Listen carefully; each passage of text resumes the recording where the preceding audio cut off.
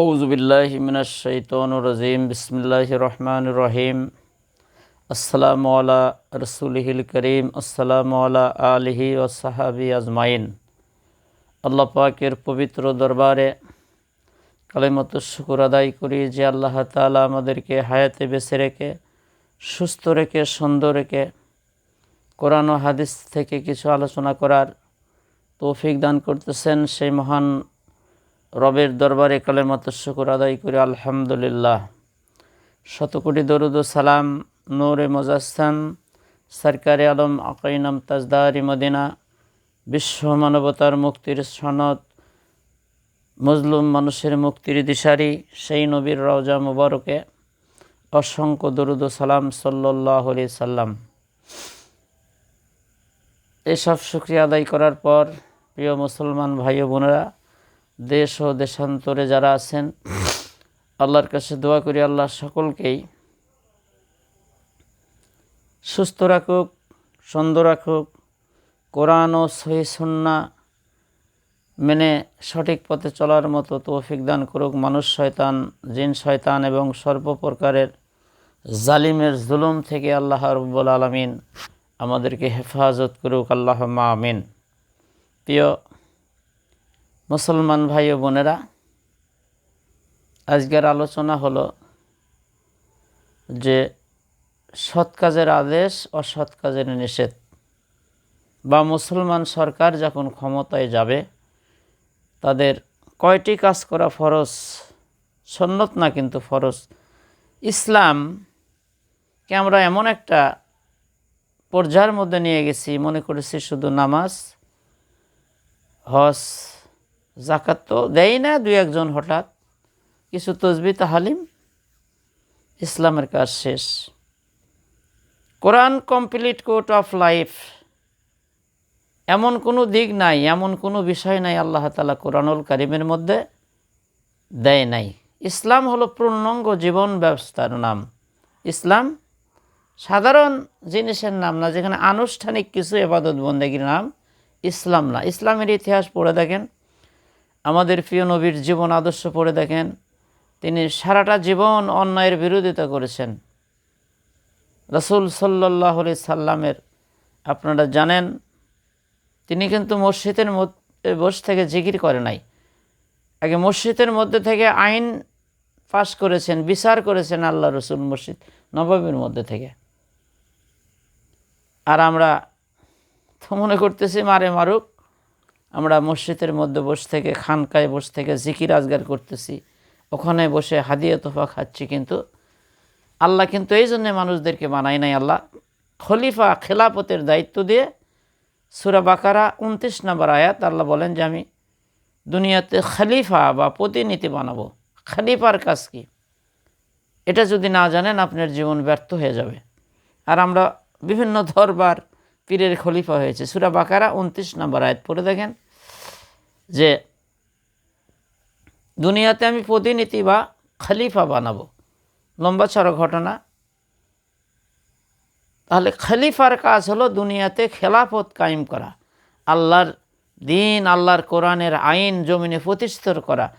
যত মত এবং পথ আছে, দিন আছে, সকল দিনকে পদদলিত করে মানুষের তৈরি করা যত আইন ও কানুন আছে, ব্রিটিশের তৈরি করা আইন, এগুলোকে পদদলিত করে কোরআনকে উপরে রাখতে হবে। এটা হলো নবী রাসূলদের কাজ এবং খলিফাদের কাজ। আল ওলামা ওয়ারাসাতুল আম্বিয়া, যারা হক্কানি আলেম, এই কাজগুলো তারা করবে। কিন্তু আমরা মনে করতেছি এখন লেখাপড়া করলাম, বিভিন্ন মাদ্রাসা মসজিদে ইমামতি করলাম, আমার কাজ শেষ। কি কন? আসলে কিন্তু ঠিক না।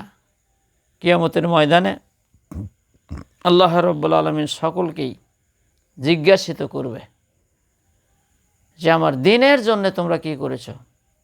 সূরা সফের মধ্যে ঘটনা আছে, আল্লাহ তাআলা বলে, হে নবী, আপনাকে দ্বীনি হক দিয়ে প্রেরণ করেছি, সকল মত এবং পথকে পদদলিত করে আপনি আমার এই দিনকে, আমার এই কোরআনকে সকলের উপরে রাখেন।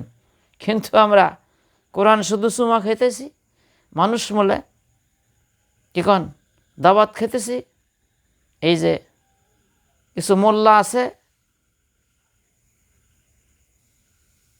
কিছু মানুষ মরলেই ওখানে যে মানুষ দাওয়াত দিচ্ছে, হুজুর নিয়ে আসতেছেন, ছাত্র নিয়ে আসতেছে, পেট ভরে খেয়ে কিছু টাকা নিয়ে চলে গেল, এরা মন করতেছে কোরআনের মনে হয় এটাই কাম, এদের কঠিন শাস্তি হবে।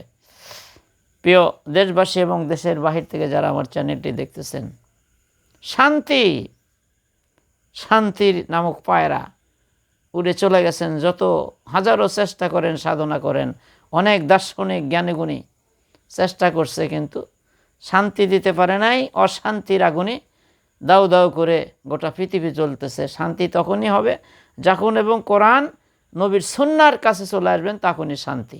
তাছাড়া শান্তি দেওয়ার মতো কোনো ফিলিয়ার গোটা পৃথিবীর নাই। কারণ হলো অশান্তি বাড়বে। আল্লাহ রাব্বুল আলামিন সূরা হজ ৪১ নম্বর আয়াতে ঘোষণা করেন, মুসলমান সরকার যখন রাষ্ট্রনায়ক হবে, সরকার হবে, তার দায়িত্ব হলো চারটি দায়িত্ব তার। ১ নম্বর আকিমুস সালাত, সালাত কায়েম করবে।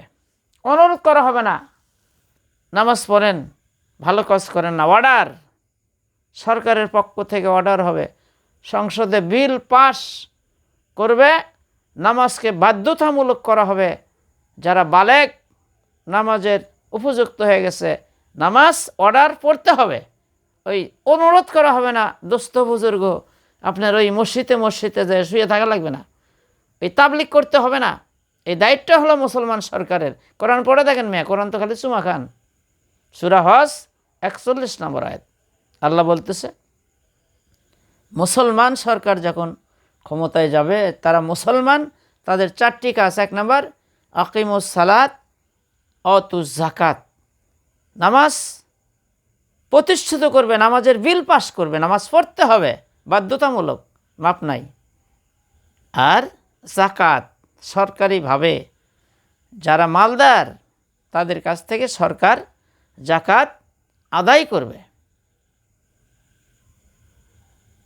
হিসাব করে দেখা গেছে যে আমাদের দেশ থেকে যারা ধনী মানুষ আছে, তাদের থেকে যদি হিসাব করে তারা যদি জাকাত যদি সরকার উসুল করে আদায় করে, 10 বছরের মধ্যে আপনি ভিক্ষা দেওয়ার মতো, দান করার মতো কোনো গরিব খুঁজে পাবেন না। তাহলে এই দায়িত্বগুলো হলো সরকারের। আর সৎ কাজের আদেশ করবে, অসৎ কাজের নিষেধ দেবে। কি নিষেধ কি হয় না, আরও অন্যায় কাজের সাথে জড়িত থাকে সবাই না, দলমত নির্বিশেষে। আমি দেখেছি, বয়স তো অনেক হয়ে গেছে, 65 বছর। কি বলেন? এই জন্যে মুসলমান সরকার যখন ক্ষমতায় যাবে, তাদের দায়িত্ব হলো 4টা কাজ করা ফরজ। 1 নম্বর নামাজ প্রতিষ্ঠিত করবে। নামাজ কায়েম মানে সবাই পড়তে হবে। কি বলেন? আর কিছু কিছু শয়তান তো কয় যে নামাজ তো আল্লাহ পড়তে বলে নাই, কায়েম করবার কাছে, তো সেজদাতে তো জায়গা নাই, বাবার পায়ে মারে, কবরে মারে, মাজারে মারে, নাউজুবিল্লাহি মিন জালিক। এদের বিচার করা হবে। আল্লাহ রাব্বুল আলামিন কোরআনুল কারীমের মধ্যে বললেন যে 4টি ফরজ কাজ করতে হবে মুসলমান সরকারের। 1 নম্বর নামাজ কায়েম করবে, মানে বাধ্যতামূলক করে দেবে, সংসদ ভবনে বিল পাস হবে, নামাজি না হলে চাকরি হবে না, নামাজি না হলে কোনো কিছুই হবে না। তাকে প্রথম প্রশ্নই যে নামাজের হুকুম হাকাম, একে প্রশ্ন করা হবে হক্কানি আলেম দিয়ে। চাকরি করতে গেল নামাজের ফরজ, ওয়াজিব, সুন্নত এগুলোর বিষয়ে তাকে প্রশ্ন করা হবে। আর নামাজ বাধ্যতামূলক করতে হবে। আর সরকারিভাবে যারা ধনী মানুষ আছে, অনেক টাকা পয়সার মালিক, তাদের কাছ থেকে হিসাব করে শতকরা 2.5 টাকা জাকাত সরকারি ফান্ডে সরকারি লোক ওগুলো আদায় করবে। টাকা তো আর আপনি জায়গা পাবেন না, এগুলো গরিব মিসকিনের মধ্যে দান করে দেওয়া হবে। দেশে গরিব খুঁজে পাবেন না। আর সৎ কাজের আদেশ, অসৎ কাজের নিষেধ। প্রিয় মুসলমান ভাই ও বোনেরা, খেয়াল করেন, এদেশে শতকরা 90% মুসলমান, কোরআনের কোনো শাসন নাই। কোরআনের খালি তেলাওয়াত আছে, আর কোরআনের খতম আছে, আর মানুষ মলে কোরআন দিয়া কি আছে, দাওয়াত খাওয়া আছে, এই কটা কাজ আছে। আর কোরআন দিয়ে কোনো কিছু নাই। এগুলো কিন্তু আল্লাহর হুকুম, যদি না মানেন আপনি মুসলিম না। সূরা মায়দা পড়ে দেখেন, আল্লাহ রাব্বুল আলামিন বলতেছেন যে কোরআন দিয়ে যারা ফয়সালা করে না, আমার নাজিলকৃত কিতাব দিয়ে যারা ফয়সালা করে না, তারা হলো কাফের। আমার নাজিলকৃত কোরআন দিয়ে যারা ফয়সালা করে না, তারা হলো জালিম, তারা হলো ফাসেক। আল্লাহর কথা। কোরআন তো পড়ি না আমরা, কোরআন খালি চুমা খায় জন্মের, আর খালি খতম মুন্সিরা, ওদের কামই খালি মানুষ বলে খতম দেওয়া। কি কন, কি একটা বিশ্বাস, নাউজুবিল্লাহি মিন যালিক। বাপ মরলো, দাদা মরলো, মাদ্রাসায় গেল, কয়েকটা হুজুর নিয়ে আসলো, কোরআন খতম দিল, তাদেরকে কি খাওয়াইয়ে দিল, কিছু টাকা দিল। কোরআনের কি এটা কাম্যা? এই জন্য কোরআন আল্লাহ দুনিয়ার বুকে পাঠাইছেন। কোরআন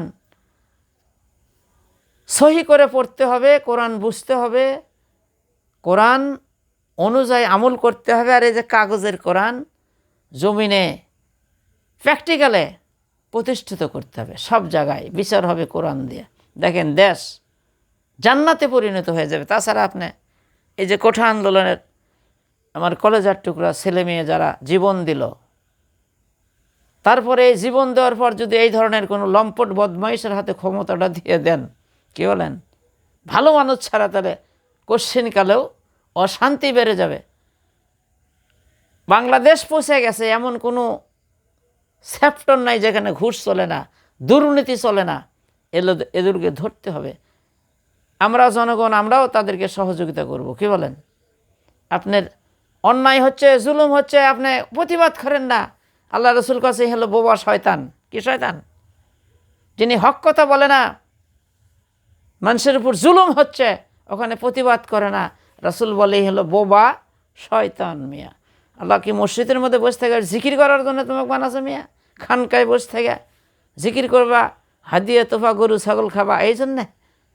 আল্লাহ রাব্বুল আলামিন খেলাফতের দায়িত্ব দিয়ে, খলিফার দায়িত্ব দিয়ে দুনিয়াতে প্রেরণ করেছেন আল্লাহর দিন জমিনে কায়েম করার জন্য। আর বিভিন্ন দরবারের খলিফা হয়ে বসে আসো, আগে মরো। খলিফা কোন দিক দিয়ে দেয় বুঝতে পারবে। কোরআন কমপ্লিট কোর্ট অফ লাইফ, এমন কোনো বিষয় নাই। পিপিলা থেকে শুরু করে হাতি, মানুষের কথা আছে, সকলের কথা আছে এর মধ্যে। ফকিরের কথা আছে, গরিবের কথা আছে, ধনীর কথা আছে। কি বলেন?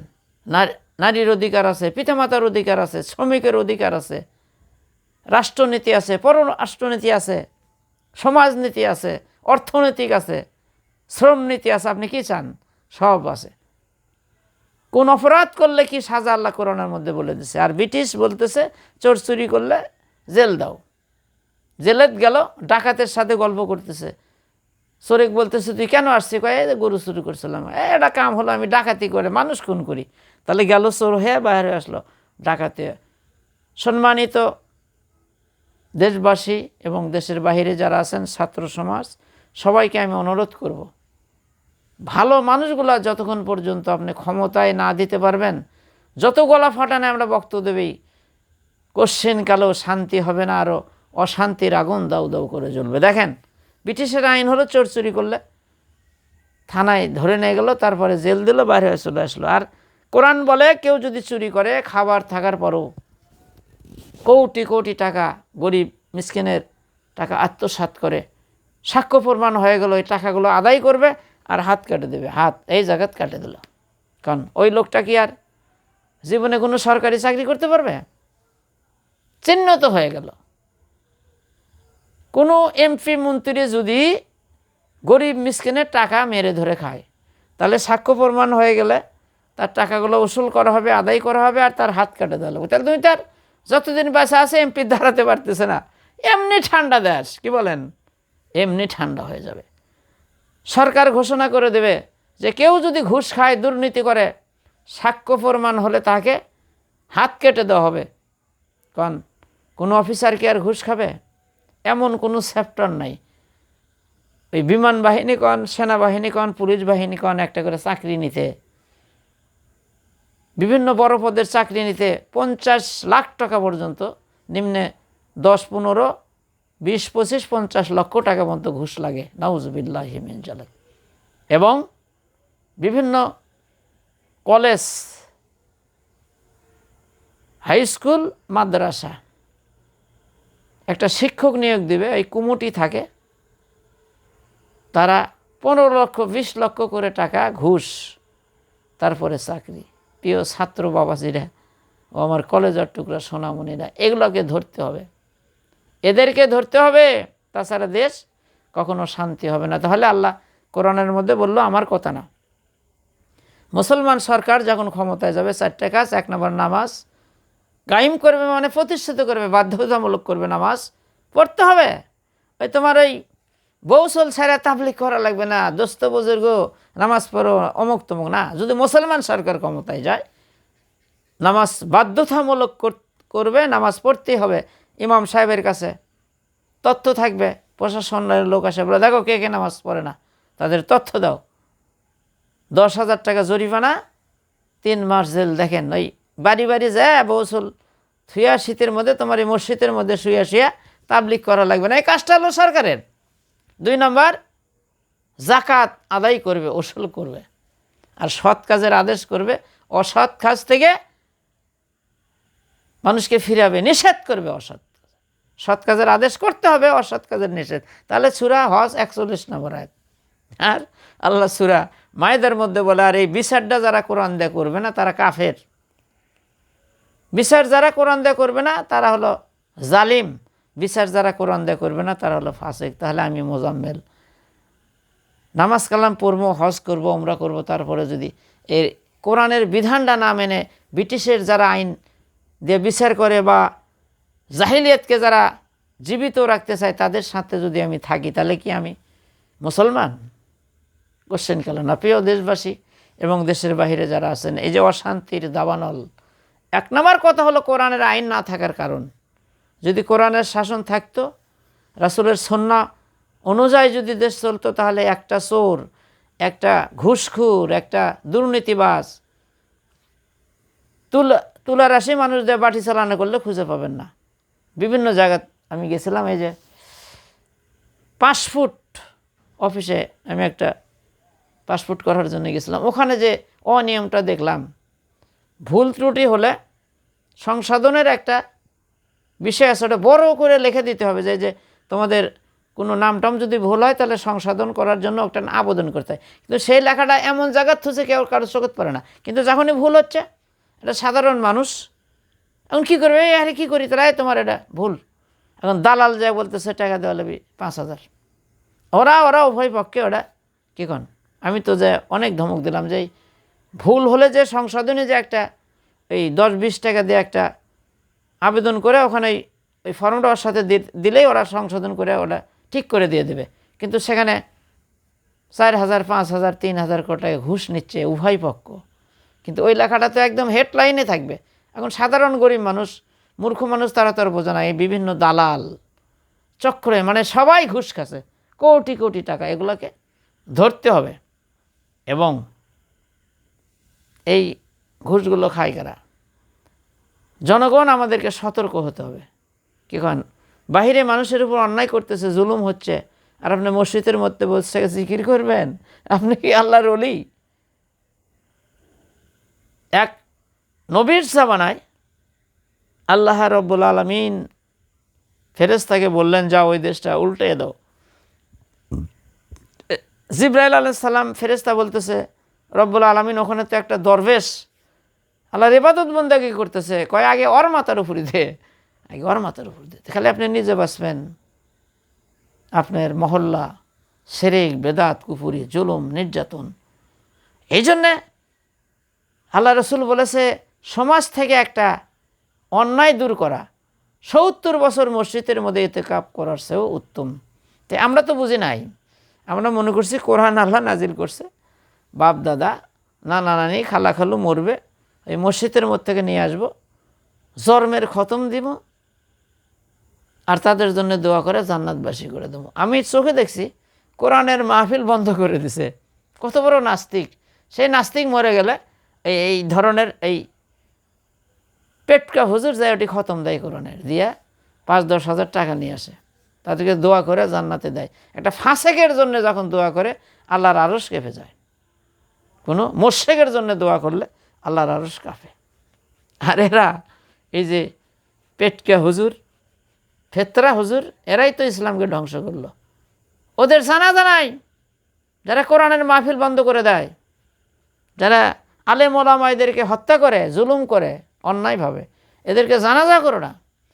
এরা বলে এদের কোরআন পড়া তো দূরের কথা, ওদেরকে চাওয়াই যাবে না, দেখো সব ঠান্ডা হয়ে যাবে। কিন্তু এই ফেতরা হুজুর, ফেটকা হুজুর টাকা পালে এই তো আর হালাল হারাম বোঝে না, মানে টাকা হলেই সব। এদেরকে দিয়ে কী হবে?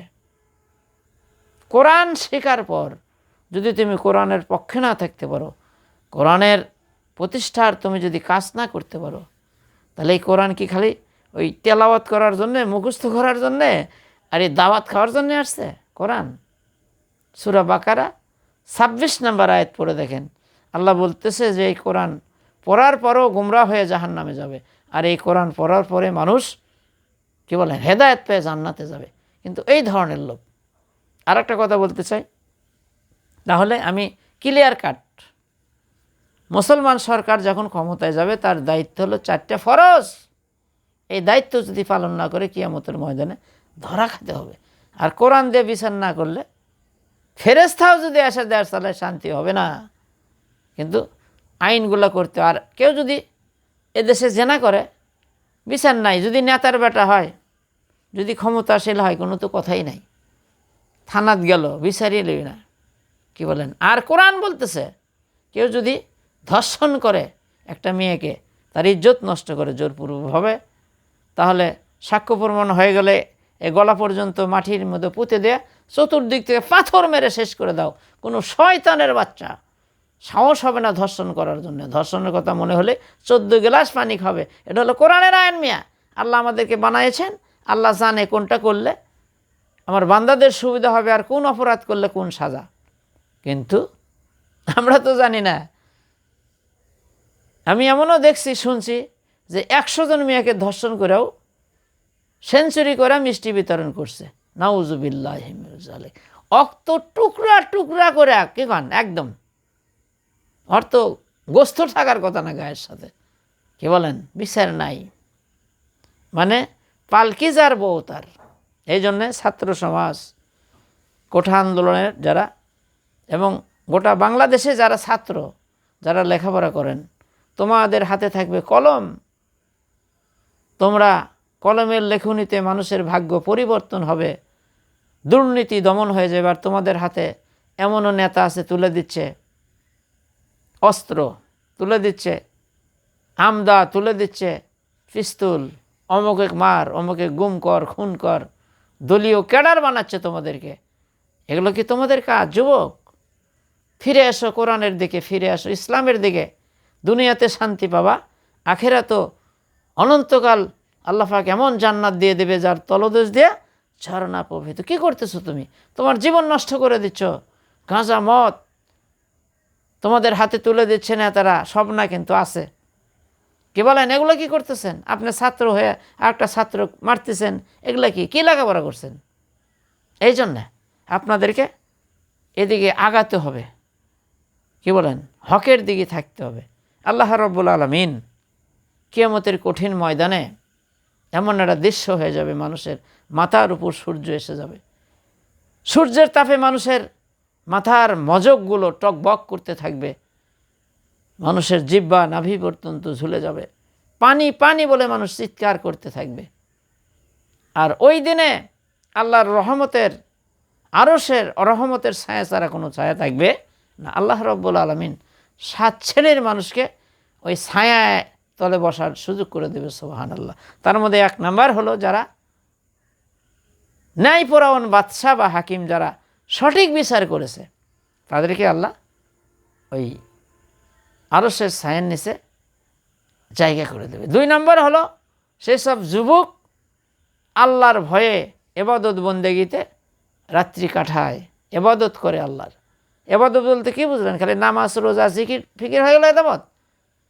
হকের প্রতি চলে যারা, ন্যায় নীতির পথে যারা চলে, হক কথা বলে, ইনসাফ কায়েম করে, মানুষের উপর জুলুম হবে না, তার দ্বারাই মানুষের ক্ষতি হবে না, ন্যায় কথা বলে, এরা হলো, এদেরকে আল্লাহ আরশের ছায়ার নিচে। ও যুবক, তুমি কি করতেছ? তোমার জীবনকে ধ্বংস করে দিচ্ছ। ফিরে আসো কোরআনের দিকে, ফিরে আসো ইসলামের দিকে। তুমি বাহাদুরি করতে পারবা, দুনিয়াতে তুমি শান্তি পাবা, আখিরাতে তুমি সুখময় জান্নাত পাবা। আর জীবনটাকে আমরা শেষ করে দিচ্ছি হেরোইন গাঁজা খেয়ে। অনেক যুবক আছে তাদের হাতে এগুলো মাদক তুলে দিয়ে তার চরিত্র নষ্ট করে দিচ্ছে, মাথাল করে দিচ্ছে, তাদেরকে সহযোগিতা করতেছে, বিভিন্ন দলীয়করণ করা হচ্ছে। সব না, এরকম আছে, তাদের চরিত্র নষ্ট করে দিচ্ছে, তাদেরকে বলছে অমুকে খুন কর, অমুকে গুণ কর। এগুলো কি আসলে আদর্শ? তুমি কি লেখাপড়া করেছো? একটা মানুষকে যদি কেউ বিনে অপরাধে মারে, আল্লাহ রাব্বুল আলামিন তাকে এত আযাব দেবে। গোটা পৃথিবীর মানুষকে খুন করলে যত গুনাহ হয় তার আমলনামে আল্লাহ দিয়ে দেবে। আর কোরআনের কেসাস হলো, কোনো মানুষকে যদি কেউ বিনা অপরাধে মারে, যেভাবে মেরেছে ওইভাবে তাকে হত্যা করতে হবে। এটা কোরআনের বিধান। আর ব্রিটিশের আইন হলো জেলের দিল অমুক তমুক, কি বলেন এগুলো না। এই জন্যে প্রিয় দেশবাসী, মুসলমান ভাই ও বোনেরা, কোরআন না বোঝার কারণে, ইসলাম না বোঝার কারণে আমরা মনে করছি কোরআন খালি কিখন জিকির কর্ম, আর কোরআন খালি মসজিদের মধ্যে থাকবে, মানুষ মরে লিয়ে আসা, মরা মানুষের কাছে পড়বো, আর এই যে পেটকে হুজুরকে এক দাওয়াত দেবো, ওরা আমাদের বাপ দাদাকে এক জান্নাতে দিয়ে দেবে, কিখন এদের আযাব বেশি হবে। কোরআন খতম দিয়ে যারা টাকা পয়সা নেয় আর দাওয়াত খায়, এদেরকে কঠিন আযাব দেবে আল্লাহ। মিয়া কোরআন খতম করার জন্য মুনাফিক, নাস্তিক, কোরআনের বিরোধিতা করে, আলেম ওলামাদের বিরোধিতা করে, কোরআনের তাফসির মাহফিল বন্ধ করে দেয়, এই ধরনের শয়তান মরে গেলে এই ধরনের পেটকে হুজুর যে দোয়া করে জান্নাতে দিয়ে দেয় না, ওর বাড়িতে খাওয়াই তো হারাম। এ তো নাস্তিক, মুদ্রা তোমার বাড়িতে তো খাওয়াই হারাম। এটা নাস্তিকের জন্য, একটা ফাসেকের জন্য দোয়া করলে আল্লাহর আরশ কাঁপতে থাকে। এগুলা কি বলেন? ভালো হয়ে যান, কোরআন পড়েন, কোরআনের আন্দোলন করেন। কোরআনের আইন প্রতিষ্ঠিত হলে সবচেয়ে দামি হবে যারা আলেম, হাফেজ, কারি, মাওলানা, তাদের দাম বেড়ে যাবে, তারা সমাজের নেতৃত্ব দেবে। আর কিছু কিছু বেয়াদব আছে, তারা কয় এই রাজনীতির মধ্যে কে এগুলো ভালো মানুষ। এই মিয়া, ইতিহাস জানেন? বিশ্বনবী জনাবে মুহাম্মদ রাসূলুল্লাহ পৃথিবীর মধ্যে অল মডেল হলেন, তিনি রাষ্ট্রনায়ক, বিশ্বনবী রাজনীতি করেছেন। আর কিছু কিছু লম্পট কয় যে আমরা রাজনীতি করি না। কি নীতি করো? খলফার ব্যানের মধ্যে তো ঠিকই দাও, খলফার ব্যানের মধ্যে যা ঠিকই মারে, কয় রাজনীতি করি না। এরা হলো বড় শয়তান। রাজনীতি করা হলো ফরজ, কোরআনের আইন জমিনে প্রতিষ্ঠিত করা হলো সকল মুসলমান নর নারীর উপর ফরজ। কোরআন দিয়ে বিচার যে না করে সে কাফের, কোরআন দিয়ে বিচার যে না করে সে জালিম, সে ফাসেক। তাহলে নামাজ পড়ার পর যদি আপনি যারা কোরআন দিয়ে বিচার করে না তাদেরকে যদি সমর্থন করেন, দোস্ত বুজুর্গ, জান্নাত তো দূরের কথা, ঘেরান পাবা না। তুমি যত বড় নামাজি হও, যত বড় হজ করো, যত বড়ই ওমরা করো, যত বড় জীবন চিল্লা দাও, মিয়া জান্নাত তো দূরের কথা, জান্নাতের ঘেরান পাবেন না। কোরআন পড়ে দেখেন, আমার বাপের কথা না, কেউ মন খারাপ করেন না। কোরআন আল্লাহ আমাদের উপর নাজিল করছে, কোরআনের আইন মানতে এত দিদাকে এত ভয় করেন কি? আপনি মুনাফেক। যারা মুনাফেক, যারা মোশেক, তারা কোরআনের আইন মানতে ভয় করবে। আমি তো চোর ডাকাত না, কোরআন দিয়ে বিচার হবে, আমার কি ভয় করেন কেন? কি বলেন? আর একটা কথাই বলে শেষ করি। রাসূলের জামানায় এক মুসলমান আর এক ইহুদি, অমুসলিম, রাসূলের কাছে বিচার নিয়ে আসলেন। ইয়া রাসূলুল্লাহ, এই যে এই বেচারা, এই মুসলমান আমার জমির পানি আটকাছে, পানি ছেড়ে দিচ্ছে না। রাসূল বলল, এই পানি ছেড়ে দাও, এই আর জমিনে পানি তুমি ছেড়ে দাও, পানি আটকে রাখছো কেন? এই মুসলমান মুনাফিকের বিচার পছন্দ হয় নাই, চলে গেলেন আবু বকর সিদ্দিক রাদিয়াল্লাহুর কাছে, বলছে ভাই একটু বিচারটা ছানি করে দেন, আমি মুসলমান। আর এই যে কাফেরের পক্ষে রাসূল রায় দিয়ে দিল। ওমর, আবু বকর বলল, নরম মানুষ তো, বলল যে কেন বিচার করছে আগে? কয় যে রাসূল সাল্লাল্লাহু আলাইহি সাল্লাম। কয় না, রাসূল যেখানে বিচার করছে ওটা আর আমি ছানি করতে পারবো না, নরম মানুষ। চলে গেলেন ওমরের কাছে, যায় বলতেছে, ওমর ভাই এই বিচারটা একটু ছানি করে দেন। কয় আগে করছে কে? কয় মুহাম্মদুর রাসূলুল্লাহ সাল্লাল্লাহু আলাইহি ওয়াসাল্লাম। বিচার পছন্দ হয় নাই? কয় না। ওমর 3 বার বলল, বিচার পছন্দ হয় নাই? কয় না। বিচার পছন্দ হয় নাই? কয় না। তাহলে কি করবো, কয় একটু ছানি করে দেন। কয় ছানি করে দেবো, তাহলে একটু বাড়ির মধ্যে যাওয়া লাগবো। কোথায়? ওমর বাড়ির মধ্যে যে লাঙ্গা তরবলি, খোরা তরবলি আসলো। বিচার পছন্দ হয় না কেন, একটা কোপ মারলো কাল্লাতে, একদম নিচে পড়ে গেল কাল্লা, গলাতে কাল্লা, নিচে পড়ে গেলেন। দেশের মধ্যে তো হয়ে আল্লাহ হয়ে গেল, ওমর মানুষ খুন করেছে, মুসলমান খুন করছে। আল্লাহ রসুল বলল, আমি তো এরকম আশা করি নাই যে ওমরের হাত মুসলমানের রক্ত দিয়ে লাল হবে। কিছুক্ষণ পর আল্লাহ রব্বুল আলামিন ওহী নাজিল করে রাসূলকে জানিয়ে দিলেন, হে রাসূল, ওমর তো মুসলমান মারে নাই, ওমর সত্য মিথ্যাকে পার্থক্য করছে। যেই মুনাফিক মুসলমান রাসূলের বিধান মানে না, সেই বিচারকে আবার ছানি করতে যায়, তার বেঁচে থাকার কোনো অধিকার নাই। আমাদের দেশে লক্ষ লক্ষ মুসল্লি আছে, কোটি কোটি হাজি আছে, কোটি কোটি জীবন চিল্লা দেয়, কোটি কোটি ফির আছে, অলি আছে, কিন্তু তারা এই বাতিলের সাথে হাত মিলাই আল্লাহর দিন জমিন কায়েম হোক, এটা তারা চায় না। কোরআন দিয়ে দেশ চলুক, এটা তারা চায় না। তারা টাটকা মুনাফিক। আল্লাহ কোরআনে বলেছে, যারা রাসূলের ফয়সালা মানে না, হাদিসে অনেক দলিল আছে। এই জন্যে আমরা যেই কোরআন দিয়ে নামাজ পড়বো, সব আছে কোরআনের মধ্যে। কি বলেন, সংসদ ভবনে কোরআন থাকবে একবার উঁচায়, কোনো মূর্তি থাকবে না দেশে, কোরআন থাকবে। যে কোনো অপরাধ হবে ওখানে কোরআন তেলাওয়াত করে ওখান থেকে ফয়সালা দিয়ে দিবি, কি কন, যেই শাস্তি।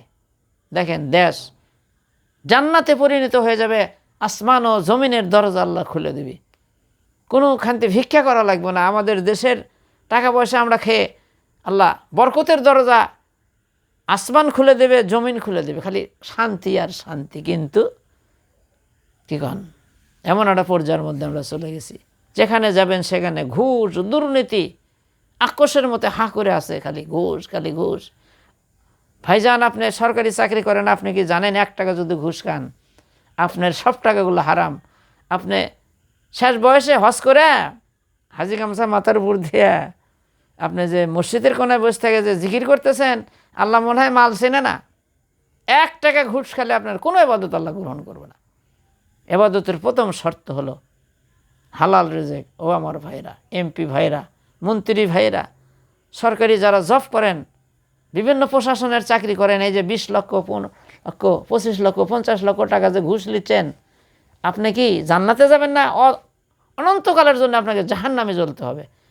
হালাল টাকা সরকার দেয়, এগুলোতে পেট ভরে না, ঘুষ খাবেন কেন? হালালের দিয়ে কাঁচামরিচ দেখান, বেতন বেশি লাগবে সরকারের কাছে, আমরা আন্দোলন করেন যে এই বেতন আমাদের হয় না। ঘুষ কেন খাবেন? কোথায় যায় টাকা পয়সাগুলো? কি বলেন, যেখানে যাবেন খালি এমন কোনো চ্যাপ্টার নাই, এমন কোনো জায়গা নাই যে সেখানে ঘুষ দুর্নীতি নাই। এই জন্যে কোঠা আন্দোলনের মহানায়ক নাহিদ ইসলাম সহ নুরে আলম আসা, আরও যারা নেতৃত্ব দিচ্ছে বা দিছে, এই আন্দোলনে যারা অংশগ্রহণ করেছে, আমার কলেজার টুকরা ছেলেটা, আমার মেয়েরা, যারা জীবনও দিয়েছেন, আবু সাইদ সহ বুকের তাজা রক্ত দিয়ে দুঃশাসন থেকে এই জাতিকে রক্ষা করেছে। আমি শহীদের জন্য দোয়া করি, আল্লাহ তাদেরকে জান্নাতের উচ্চ মকাম দান করুক, এবং যাদের পিতামাতা, সন্তান, তাদের বুক খালি হয়েছে, আল্লাহ তাদেরকে ধৈর্য ধারণ করার তৌফিক দান করুক। এবং যারা বেঁচে আছেন, ছাত্র সমাজ, তোমাদের কাছে আমার আকুল আবেদন, বিভিন্ন সেক্টরে তোমাদের কাজ করতে হবে। প্রতি থানায় থানায় তোমাদের ইউনিট থাকবে, জেলায় পৌরসভায় তোমাদের একটা করে স্টিম থাকবে, সরকারিকরণ করা হবে, প্রশিক্ষণ দিয়ে গোটা থানা তোমরা সিআইডির দায়িত্ব পালন করবে। কোথায় দুর্নীতি হয়, কোথায় কি হয়, খালি প্রশাসন দিয়ে কাম হবে না। কি বলেন, গাঁজা বিক্রি হচ্ছে, মদ বিক্রি হচ্ছে, হিরোইন বিক্রি হচ্ছে, প্রশাসন ওখান থেকে চান্দা খায়, কন্ট্যাক্ট করা থাকে, এদেরকে দিয়ে সব কাজ হবে না। এই জন্যে তোমাদেরকে সজাগ দৃষ্টি রাখতে হবে সব জায়গায়।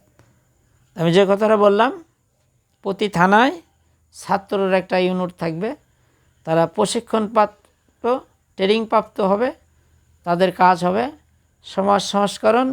এবং প্রতি থানায় যতগুলো গ্রাম আছে, মহল্লা আছে, শহর আছে, সেখানে তারা সিআইডির দায়িত্ব পালন করবে, কারা ঘুষ খায়, কারা দুর্নীতি করে। তাহলে দেখেন আর বিচার করতে হবে কোরআন থেকে, তাহলে দেখেন সব ঠান্ডা হয়ে যাবে।